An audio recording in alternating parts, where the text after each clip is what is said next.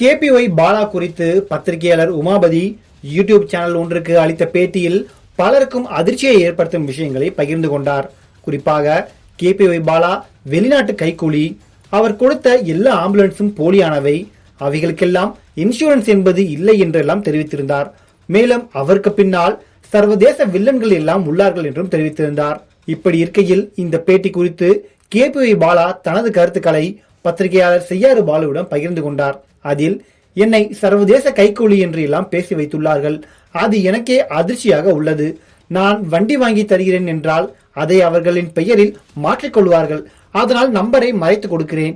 அதற்கான எல்லா ஆதாரமும் என்னிடத்தில் சரியாக உள்ளது. நான் வாங்கி கொடுத்த அனைத்து ஆம்புலன்ஸ்களும் நன்றாக இயங்கிக் கொண்டுள்ளது. இதுவரை நான் செய்த அனைத்து உதவிகளையும் எனது சொந்த காசில் நான் சம்பாதிப்பதை கொண்டுதான் செய்து வருகிறேன். நான் கலக்கப் போவது யாருக்கு போகிறேன், நிகழ்ச்சிகளுக்கு செல்கிறேன், நிகழ்ச்சி தொகுப்பாளராக செல்கிறேன். இது மட்டும் இல்லாமல் இன்ஸ்டாகிராமில் ப்ரமோஷன் செய்கிறேன், விளம்பரங்களில் நடிக்கிறேன், இது இல்லாமல் படங்களிலும் நடிக்கிறேன். இதை வைத்துதான் நான் உதவி செய்கிறேன். நான் பெரிய மருத்துவமனை கட்டுகிறேன் என்று கூறவே இல்லை. நான் கிளினிக் தான் கட்டுகிறேன் என்று கூறுகிறேன். சாதாரணமாக கட்டிட வேலைக்கு செல்பவரின் ஒரு நாள் கூலி 850. தனியார் மருத்துவமனைக்கு சாதாரண சிகிச்சைக்காக சென்றாலே ரூபாய் 1200 வரை செலவாகிறது. இப்படி இருக்கும்போது நாம் ஏன் நமது ஏரியாவில் ஒரு கிளினிக் கட்டக்கூடாது என்றுதான் நினைத்தேன். அதற்காக நான் வீடு கட்ட வாங்கிய இடத்தில் கிளினிக் கட்ட வேண்டும் என்று கூறினேன்.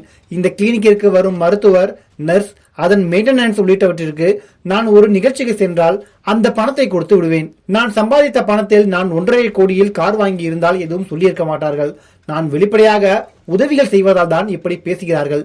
எனக்கு பின்னால் வெளிநாடு இருக்கிறது என்று சொல்வதை என்னால் நம்பவே முடியவில்லை. நான் கொடுக்கும் வாகனங்களுக்கு நம்பரை மறைத்து கொடுக்க காரணம், அந்த வாகனங்களை மறுநாள் தான் அவர்கள் தங்கள் பெயருக்கு மாற்றுவார்கள். நான் ஷூட்டிங் எல்லாம் நடத்தவில்லை. அப்படி என்றால் நான் யூடியூப் தளத்தில் போட்டு காசு சம்பாதிக்கலாம். ஆனால் என்னிடத்தில் இன்ஸ்டாகிராம் தான் உள்ளது. எனவே நான் இன்ஸ்டாகிராமில் தான் போடுகிறேன். இப்படி இருக்கும்போது நான் நினைத்தால் யூடியூபிலும் போட்டு பணம் சம்பாதிக்க முடியும். சர்வதேச கைக்கூலி என்றால் என்ன என்பது கூட எனக்கு தெரியாது. இவ்வாறு கேபிஒய் பாலா பேசியுள்ளார். இவரது பேட்டி தற்போது இணையத்தில் வேகமாக பரவி வருகிறது. பலரும் பாலாவுக்கு ஆதரவாக தங்கள் கருத்துக்களை கூறி வருகின்றனர்.